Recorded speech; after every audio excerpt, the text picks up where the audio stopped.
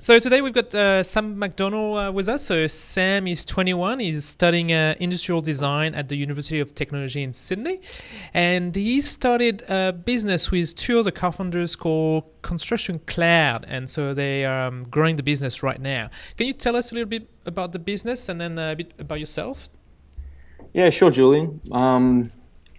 Construction Cloud is a multimedia management mobile and web platform, I suppose, for project teams involved in large infrastructure and construction projects. Essentially, it's just like a structured database which stores all the photos and videos taken on site, guys working on roads, tunnels, bridges, and it's all stored in the cloud so they don't get lost. You can what we're running with at the moment is we're calling it sort of like the Instagram for the world's construction companies. Oh, that's a cool metaphor. Yeah, a lot of people like that, and I think a lot of people understand it when we phrase it that way, so that's the easy takeaway. And so can you explain, for instance, how a typical user will use it? Yeah, absolutely. So what will happen is there'll be some guys on site that need to document sort of what happens each and every day visually. So they're taking videos, they're taking photos. What they're going to do is they're going to open up our app. They're going to see, they're going to navigate through the structure, through the prompts or whatnot, find out where they need to upload their photo, take the photo, upload it, add a comment, and then it's uploaded straight to the cloud so that the guys back in the office can see what's happening on site. There's no delay whatsoever. Okay. And is that for when there is a problem, or is that just to show the progress of the construction? Both. So the first is the inefficiency that exists within the industry at the moment. The process that they use like the current process is quite outdated. They buy like company cameras and they go out to site, they take the photos, they get back to the office, they upload. It's just a really long process. So First and foremost, we're improving the efficiency of the business. And the second is that in the event that there's a defect or problem on site, and later down the track, the primary contractor who would be using our app is... because you have to deal with all the different levels of contractors. Yeah, that's right. So the primary contractor is getting all the subcontractors to fulfill, a lot of the work that needs to be done. And more often than not, if there's a defect, it's actually the responsibility of the primary contractor. So these guys, if it's not their fault, they don't want to have to fess up, a couple grand here and there over, a big project that goes for a couple of years. They can be looking at, hundreds of thousands of dollars lost because no one's got like a date stamp photograph. Wow. Okay. So that's the need that we're that's the need that we're targeting. That's our niche. Excellent. All right. And so how did you get started in your entrepreneurial journey? Did you have any ideas when you were in high school, or how did you get there? Yeah. So I'm 21 at the moment. I was born in Sydney, lived here all my life, and I'm in my final semester studying industrial design. But my background is sort of, everyone told me that I was creative from a very young age. Mm-hmm. I used to make things out of Lego and draw pirate ships and all that kind of thing. And so I went through school, primary school and high school, really thinking that I was the artist in the room. Yep. And I think as I matured, that sort of went from being art to more sort of graphic design, architecture, that kind of thing. Mm-hmm. But my dad's a civil engineer, so I was also drawn to the sort of technical side of things. And so when it came to choosing the course that I wanted to do at university, I guess I sort of picked something that took the best of both worlds, product design. So okay, gotcha. Yeah, it's design, but you have to have a bit of a technical understanding. So it was a good fit for me. I chose to do that. Once I got into the course at UTS, I just applied myself as much as I could. And soon I had work. I actually exhibited some stuff at the Powerhouse Museum. Okay. I made the finals for a few national student competitions. And just this year, I collaborated with a mate and got some stuff into one of Australia's largest furniture exhibitions, which was pretty cool. So the takeaway is that I pretty much jumped at every opportunity that flew my way. And then, my friends noticed that was the type of thing that I was doing. And so just through friends of friends, I got in touch with Hartley and Jan, who are the other two guys in the startup construction cloud. And I just jumped on board as the designer in the team. But designer of what? Of our website, of our app, yeah, all of that kind of thing. Okay, cool. So the other co-founders, what type of background do they have then? No design. Yeah, no. So they're both engineering students. Hartley has worked in the construction industry for a number of years. He's the guy that came up with the idea. Yep. And then Jan is he's a German bloke who's come over here. He came over in Feb, I think it was, studying Masters of Engineering Management. And Hartley and Jan had a subject together. Like an entrepreneurial, innovative subject of some kind. One, okay. Yeah, and so they crossed paths and, got talking about this idea that Hartley had and decided, hey, actually, maybe we can make this work. Yeah. But we need a designer. So, again, just through mutual friends, we met up and I showed Hartley some of the stuff that I'd done. He thought it was pretty good, thought it was what they needed. And so I jumped on and we co-founded the business. Cool. And then did you have any experience with websites before and apps? And yeah, so 2 instances. The first was, I'm not sure if you're aware, there's a platform called 99 Designs. Yep.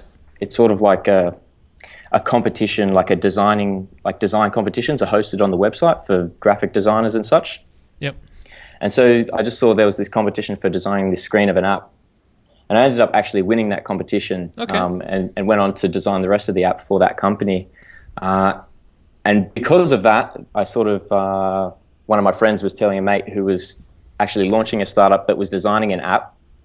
And he just needed a designer, not someone that would jump on for a long period of time, just the initial design. Mm-hmm. Yep.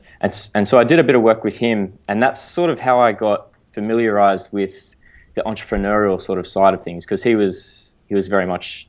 He's an entrepreneur. Yeah.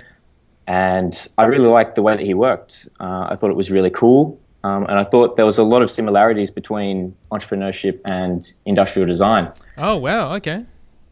So, yeah, I got to work on those apps. And I think that Hartley and Jan thought, oh, this guy knows what he's doing. We'll trial him out and see how he goes. Yep. And I think I fit the criteria. Yep. And we just went from there. It was real organic, but it was real quick. So how do you go about, do you have different roles because you have different backgrounds, and how do you get feedback from the customer? Is that Hartley, from his experience, to get feedback from the customer? How is that going? Yeah, so I mean, Hartley's worked in construction for a number of years. He's the one that really understands the industry problem. Yep. He's one of the guys that would actually use what we're proposing, what we're developing. Jan, on the other hand, he has a background in ICT, so he's sort of like our technical guy. Okay. But he's also started his own cloud startup before, so he actually knows how to run a business. And then I'm the newbie on the block, really. I'm the youngest of the 3 of us, and I don't have as much experience as them. But what I bring to the table is something completely different, which they're not very familiar with. That's right. And so I think that one of the strengths of our team is that we do have very different backgrounds and that we do bring different ideas to the table. Exactly. So you're saying that there is hope for industrial design students to become entrepreneurs? I think that a lot of the skills, there's just such a big overlap. When I think about what we sort of do as product designers, we're essentially doing exactly what entrepreneurs do. We find a problem, and then we put ourselves in the shoes of the user or the customer, whoever has the problem. We try and empathize with that person, understand their context, and then we sort of try and problem solve around that. Mm-hmm. So I think that a lot of the problem solving skills that I learned in industrial design sort of lend themselves to the process entrepreneurs engage in every day, because, yeah, there's just a huge overlap. Well, that's good news. All right, so just taking notes.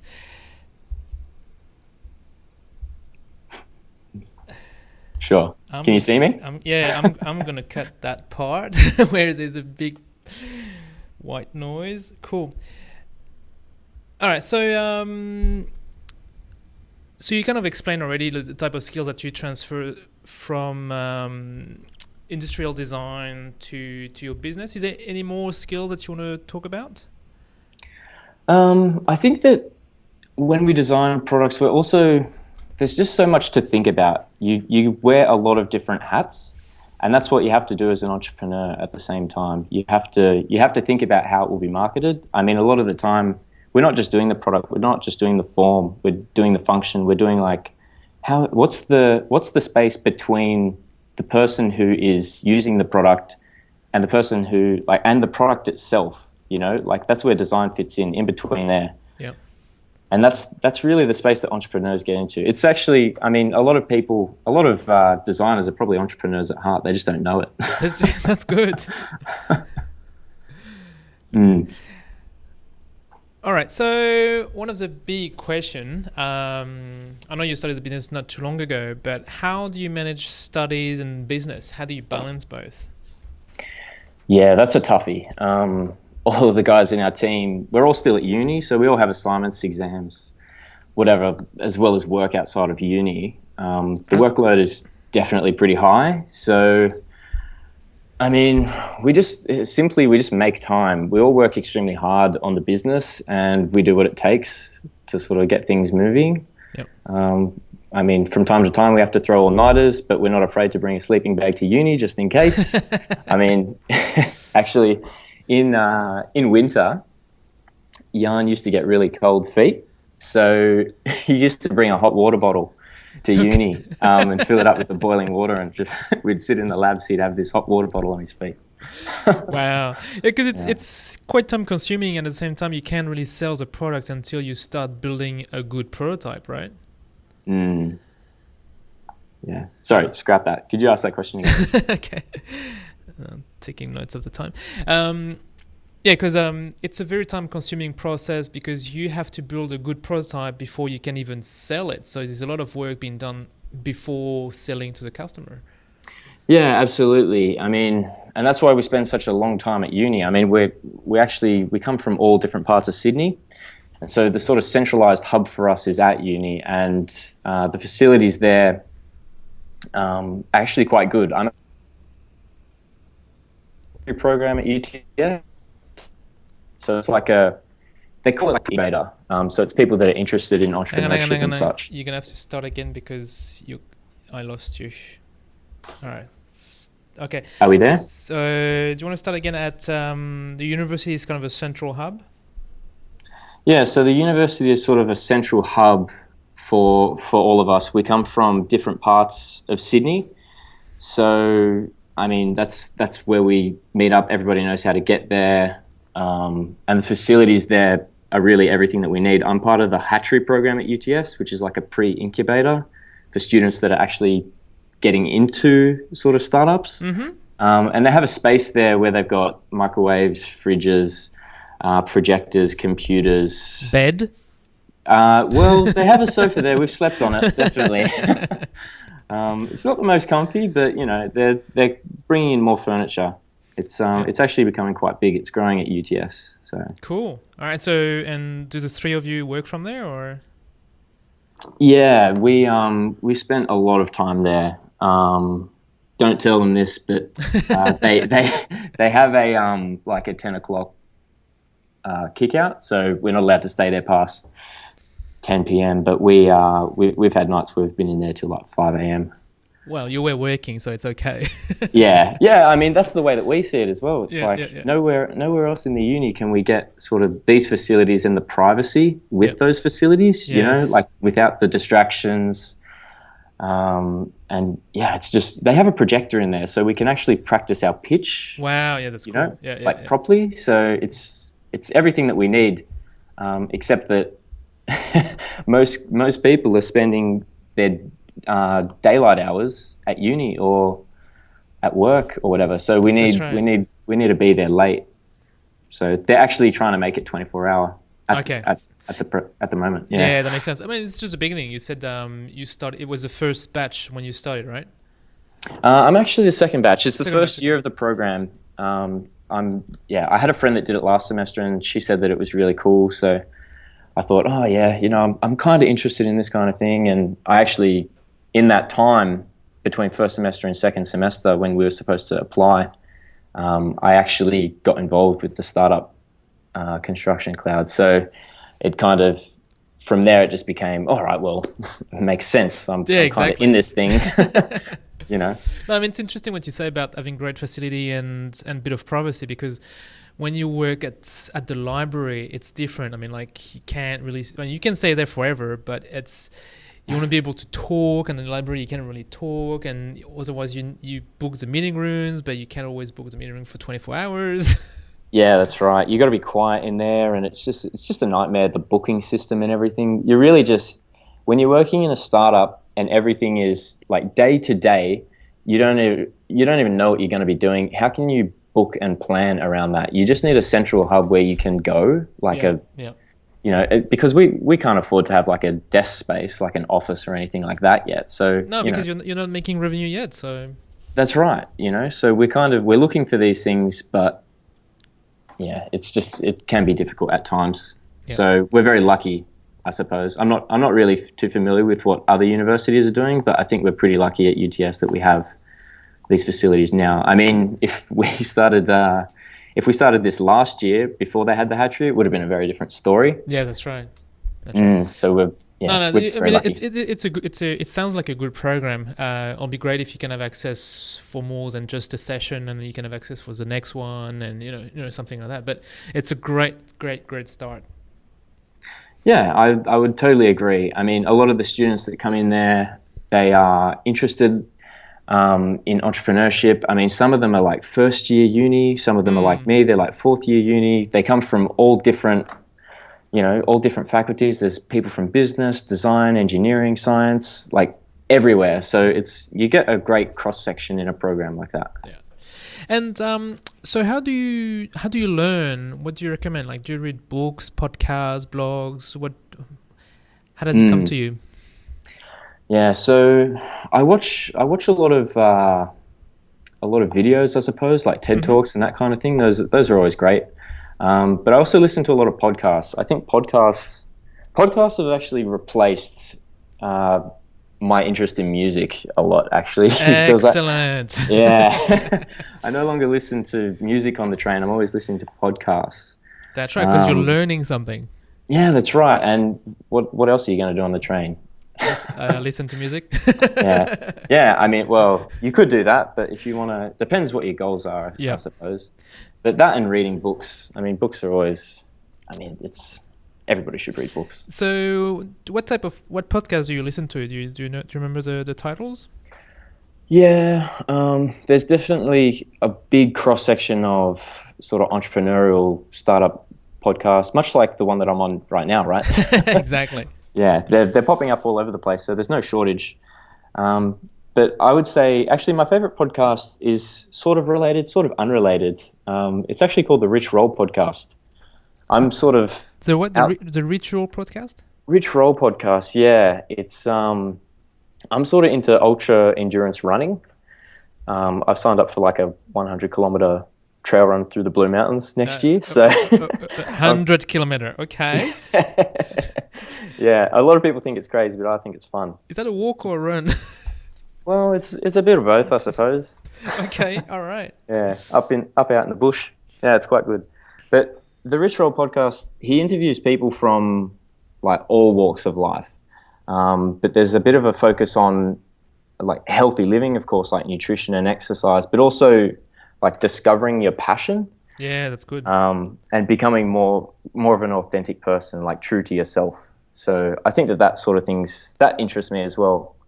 Well, I'm still a young guy, so... No, but that's a really good point, because one of the secret of entrepreneurs is that they understand at least one of the passion, and that's how they get started. So you need to figure out what is your passion. So you realize, for instance, that your passion is about arts and creativity and design, right?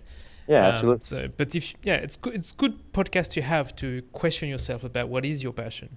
And just to hear the stories of people who have been through it before, it's can't be understated. Okay, I'm gonna subscribe now. Yeah. And I mean, of course, that's what I believe in. You learn a lot from real stories from other people that went through. That's exactly why we're doing this interview. It's because we understand why you make that decision, what was the problem, and what was your passion in there. Yeah. Cool. Any other podcast that comes to your mind? I used to listen to a lot of like those podcasts like Stuff You Should Know or like the Ty Lopez show. You might have heard of that one. Those are definitely, I mean, a lot of these ones you have to take with a grain of salt, you know, take what resonates with you and discard the rest in a way. There's no be all and end all. Everyone's different. But yeah, I mean, if you just type in like top 10 podcasts on whatever topic you can possibly imagine, I'm sure it'll come up in Google, you know. And soon StudentPreneur Podcast will be there in the top 10. Yeah, absolutely. Cool. And in terms of books, like, do you have any book to recommend? I think, you know, I was thinking about the books that I've read, and I think that there's probably one book that really pivoted me or challenged me about my beliefs and my sort of thoughts on the world when I was actually quite young. I read it when I was 18. It's called Atlas Shrugged. You've probably heard of it. You've probably read it, actually. Come again? No, I haven't. Atlas Shrugged. It's by Ayn Rand. It's a pretty old book. But it's essentially, you know, you learn a lot about capitalism in a way, but it's also like taking pride in the work that you do and adopting excuse my French, but adopting a get shit done attitude. Yeah. You know, and I think that's important. And I think that I learned a lot from that book that I didn't already know. I mean, before I sort of entered the workforce and before I started uni and all that kind of thing. Oh yeah, Atlas Shrugged. You're not the first one to recommend this one. Actually, a couple of studentpreneur on the podcast recommended it. Yeah, it's definitely, like, a lot of people have read it. It's just such a freaking long book. It's like, have you ever read The Hobbit? Yep. You know, you open this book and it doesn't look that big, but you open it up and it's like font size 6. Yes. You know, and it's like font size 6, but for 1,000 pages. You know, it's a long read, but it's a good story. Must found the audio version. Yeah. Actually, I think I looked that up once. It's like 9 hours or something. Yeah, it's a long one. Okay, 9 hours. I can deal with that. Next trip to Europe or something. Yeah. All right. So, what type of support do you rely on? So you talk about the hatchery and probably the people who are there. Do you have any mentors, tutors, or do you actually tell your tutors at school that what you're doing? Yeah, I mean, most of the people that I rely on, just my friends, family, and people who I've found in my network at events or programs I've attended along the way. Mm-hmm. Yeah, I mean, I also have a very understanding and supportive girlfriend. I think that makes a big difference.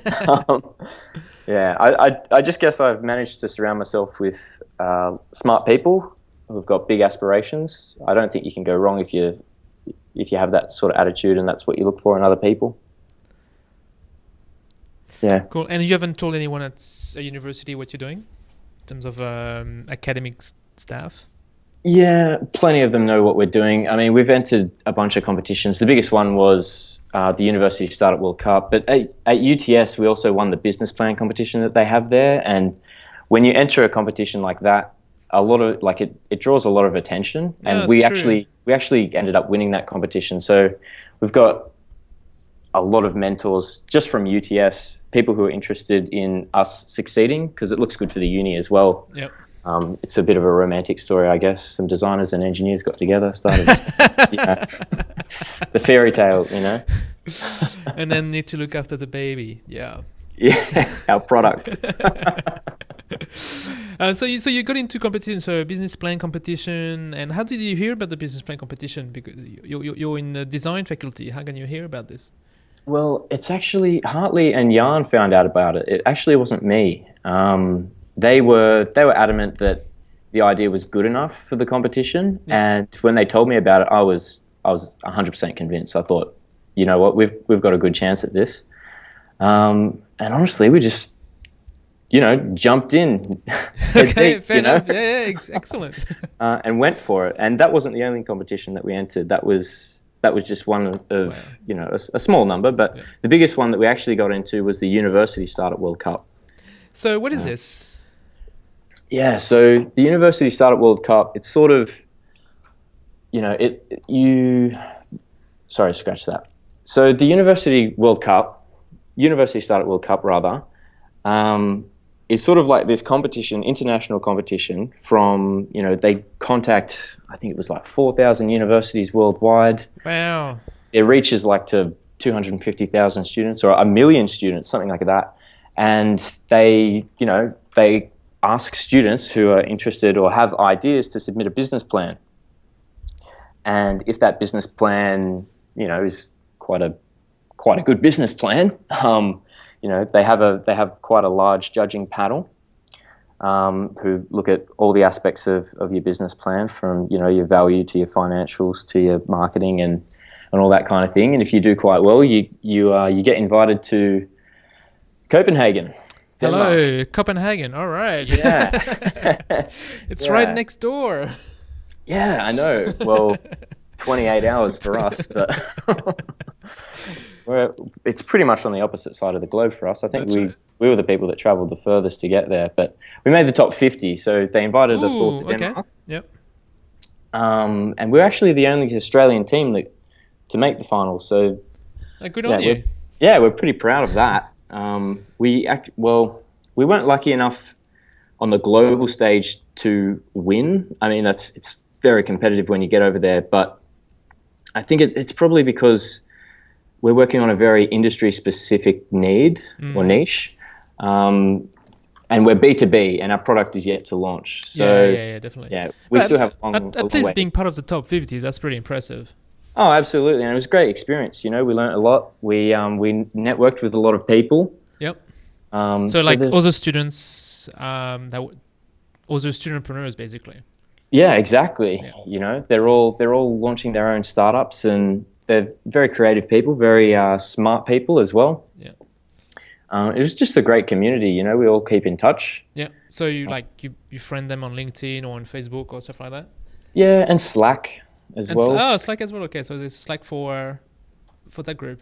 Yeah. We're all sort of keeping in touch. It's quite good. I mean, we only got back about a month ago, but it's really cool because then we can keep tabs on what everyone's doing. I mean, a lot of these people are, even if their startups fail, they're going to become CEOs. That's right. They're doers. So yeah, they're going to do something. Like it's very, as you said before, you surround yourself with smart people. Well, in that type of competition, you surround yourself with entrepreneurial people. Yeah. No doubt. And what about judges? Do you get to talk to the judges or mentors around there? Yeah, we actually, part of the sort of the prize for making the top 50, all the finalists got a 12-month mentorship. Oh, wow. Yeah, it was actually quite cool. So the University Startup World Cup, or Venture Cup rather, they found a mentor for us, one of the guys who had started like one of the biggest IT companies in Denmark. Oh, so something relevant for you, like someone relevant for you, for your business. Yeah, someone that can actually help us. We weren't really sure what to expect because it was the first year that they've run that competition. Yeah. But yeah, we got to meet this guy. He told us about who he was. So, we think that he's actually going to be quite useful for us and quite influential, I suppose. He can offer us a lot of advice. That's awesome. That's really good. And how did you find out about this competition, especially if that was the first year they were running it? Yeah. Well, our competition guru, Jan... competition guru. Yeah, he pretty much just surfs the internet looking for competitions for us. Yep. I think he came across some forum or some website. Yeah, I think we talked about it. I think it was studentcompetition.com. Yeah, that one, I think it was. And he just saw the competition there and, he was clicking on all of them. And I think that because we were working on our business plan for the UTS competition... it made a lot of sense because you have to apply with a business plan. So yeah, I mean, it was kind of like two birds with one stone in a way. And we just thought, well, we've got this business plan. Why don't we submit it? Exactly. So we did. It can't hurt. What's the worst? They're going to say no. Exactly. And then did you have to pay for your own trip? No, actually, we are very lucky. UTS did, they really went out of their way to help us out. We got our return flights completely funded by UTS. That's awesome. All of our accommodation, and they gave us some spending money for all the minor expenses like transport and food and everything. Yep. They also gave us, some UTS jumpers so that we could all be matching. That makes sense. Yeah, no, but that makes sense. Like for picture time and stuff like that. Yeah, exactly. So that was quite good. I think that all ended up being, it was definitely more than 10 grand. It was quite a lot of money. So we're actually very grateful that the university could reach out for us. And that's awesome. Is that through the hatchery? Is that through the hatchery, or is that through another department? It was actually through multiple departments. So one department paid for, I can't remember which department paid for which, but one department paid for flights, one for accommodation, one for spending money, and one for the gear. Cool. That's awesome. Did you actually ask for it, or they offered it? How did that work? Yeah, we definitely had to ask. Nothing. They're not going to just throw money at you just because something happened. You got to tell them about it. Yeah, that's so cool. We gave them a rundown of what the competition was and what we'd done and what our idea was, and we told them that we're also, we found out that we're the only Australian team. So UTS was like, "Oh, this is fantastic," and yeah, so it sort of, they were interested in helping us become a bit of a success story, I suppose. Yep. So it was very much a win-win. It is, because you all represent the university on a global stage in the Entrepreneurial Act, and as you said, you've got that romantic story of civil engineer meets industrial design. Yeah. Yeah, absolutely. No, that's great. I'm very happy. Like, that's a really good way of the university supporting you. Yeah, and it, can't be understated how lucky we were. We're just in the right place at the right time, the right team. But you ask for it.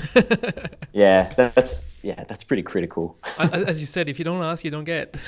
That's right. And don't be, I would say to a lot of the students out there who are looking to get into this type of thing, don't be afraid to ask. A lot of people want to help, especially universities. You want to look good, you want to get your idea out there, and they want to look good because, they helped you along the way. It's kind of, gives them a good rep as well. So it's don't be afraid to ask. What's the worst that can happen? They say no. Like, it's the same as if you didn't ask. And you never know. I mean, like, we had Nick Hampson from Oxford University online the other day, and everyone will expect from Oxford University to support their entrepreneurs, right? Well, he couldn't get anything, so it really it doesn't matter. You have to ask, and you're UTS and you got a lot of support. He's at Oxford University, didn't get anything. Well, you don't know until you ask, really. Yeah, that's right. I think UTS is sort of trying to foster sort of a bit of a startup scene. That's why they've started this hatchery program there. Yep. They're doing a lot of good things, actually, UTS. I think they're off to a pretty good start. I mean, when I first started, I had no idea if there was anything like this, and now it just seems like, it's the buzzword, entrepreneurship. No, that's right. It was, I think it was the third year of the UTS Project Pitch, which is a startup weekend. So that was the oldest thing around entrepreneurship, really.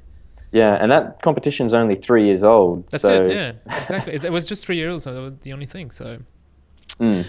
Cool. So that's still pretty good support. I mean, you've got support through the hatchery, you've got support through going to competition and even helping you to go to the competition. I mean, that's pretty awesome, because you will not have been able to go without the support, right? I mean, it's no way you could spend, $3.5 grand just to go to the competition. No, well, we're all students as well, so exactly. It's not like we've got deep pockets, Exactly. Yeah. All right, and so do you have any example of tough times or failure since the beginning? I mean, I know it's only been 6 months or something, but yeah, come to think of it, we did have, I suppose it wasn't a massive issue in the end, but one challenge that we faced a few months back was we were applying for a particular accelerator program over in the States. Yep. The name escapes me. I can't remember what it was, but don't really. There's at least 1,000. Yeah, I know. There's so many. It's hard to keep track. The American Accelerator Program. Yeah, and we had to put together like a 1-minute video of ourselves. Yeah. but the problem was that it was very last minute. We only had 2 days to submit this video. Okay. And each of us was in a different city. So Jan was That in Sydney. doesn't help. But Hartley was like up the coast in Coffs Harbour working on a construction job. Of course. And I was skiing in New Zealand. So, that was a bit challenging. But we actually were able to pull it together in time. It's probably a good example of how we were able to do whatever it takes to get whatever we need to do done. Yeah. Even when all you have is a phone camera and limited internet. No good internet on the ski slopes. Sorry. Yeah, I mean the hostel that I was staying at, just the internet was just not up to scratch. Oh. So I think I ended up filming myself with the backdrop of Queenstown, like from the top of Coronet Peak, which is like one of the big resorts over there. Hartley, he was at the construction site. He had like, a big concrete slab behind him, and Jan was back in Sydney. So I think he had like the Harbour Bridge in the background or something. we looked like we were from all over the world. It was quite good. I think we were trying to illustrate that our team doesn't just sit around, like we actually get out and do things. Yeah. So like we managed. You were looking for customers on ski slopes. Yeah. But we actually did get to pull it together and submit. So that's good. That was the important thing. We were able to get it done with the little resources and time that we had. Yeah. And it's funny what you said, like you had only 2 days to submit. It's like with this competition, most of the time it's like that. Like, you find out at the last minute, and then but it's often the team that submit at the last minute that actually make it.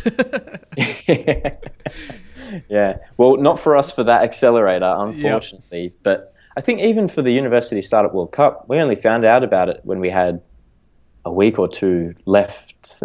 Yeah, but you had worked on that business plan before, so... Yeah, that's true. A lot of competition are based on business plans, so that's actually a good idea to submit them to lots of competition. But this competition, like to get back to it, that sounds really good. I mean, like to be exposed to 50 other nationalities and just being taken to another place in the world and being surrounded by student entrepreneurs and mentor and judges. It's a big boost, isn't it? Like you came back quite confident, didn't you? Yeah, we absolutely did. I mean, even for myself, like I'd never been to until then. And so that was just eye-opening in itself. But, it couldn't have been better, the experience that we had over there. They really tried to foster a bit of a community over there in the competition. Like they wanted everybody to get to know each other. So there was plenty of opportunity, beer and pizza, Oh, yeah, this type of opportunities, yeah. Yeah, like just networking with everyone, finding what they're doing, the challenges, finding out all this stuff. Essentially, 50 StudentPreneur podcasts in the space of 7 days. That's right. And then you come out like with your brain full of ideas and opportunities. Yeah, I mean, I think by about day 3, because it was like 5 or 6 days. Jeez, I think by about day 3 we were just inkling to get back to Sydney to get things moving. Going. Yeah. That makes sense because you see everyone going, everyone doing things. You're like, yeah, I can do this. Yeah. You just you're like re-energized. It's really good, very inspirational. And so UTS supported you for the trip to that competition. They also opened the doors of the hatchery, a pre-co-sharing space kind of program. And they also run the equivalent of a startup weekend, and they do a business competition. What else can they do to help student entrepreneurs like you? Yeah, I mean, they actually offer, they do offer entrepreneurial type subjects that you can take. Yep. I mean, but the issue with these is they set the foundation, right? But what happens if you have an idea and you want to take it further? I think this is sort of where universities are now starting to pick up on the fact that students do have ideas that they want to take a little bit further. So at the moment, I mean, there's competitions and these workshops just popping up everywhere. I mean, we've got people from Microsoft coming in next week to teach hatchery students how to pitch. I mean, I think that's what we need. And definitely the fact that they have the space, they really facilitate the type of work that I've been fortunate enough to get involved in with Construction Cloud. Yeah, that's good. Is there anything else I can do, you think? It's Difficult to say, because I wonder, because a lot of it really depends on the individual, like the people in the team. Like if they, like for us, there were a lot of instances where we could have just turned around and said, no, it's too much work, or that's not worth our time, or, I think that if you really want to make it happen, you'll go and make it happen. Like it just takes a certain type of person. I mean, we've been to workshops and courses that are outside of university. Yep, that makes sense. Of course, you do what you can with what you've got, to fulfill your goals, your objectives. That's right. And what if, like in other countries, your business will count for a couple of courses? Sorry, I'm not sure what the question is. So what if what the university could do to support people like you is to count your startup as a business course or a course, give you credits for it? Yeah, I mean, that would be a dream. That would be a dream. So we'd actually get something that would, credits towards the course for actually doing something that actually matters. That's right. That would be a dream. Yeah, so it's something that is starting to pick up. I talked about it on the program a few times. In France, you can register as a student entrepreneur, and it's a special status, and you get mentors, and you get it counts for several courses in your program, whatever courses you're doing, in engineering, accounting. And in the UK, it's starting to get that way. I mean, like more and more universities and countries are doing it, and which makes a lot of sense because you're doing these businesses anyway, and you can apply so much. Yeah, definitely. It's, I look forward to seeing what it's like in a few years. I mean, I won't be a student. This is my last semester. Come on, you'll be a mentor. Yeah, maybe I'll be on the other side of the table. All right, so we get to the end of the interview. Do you have anything to say to the audience?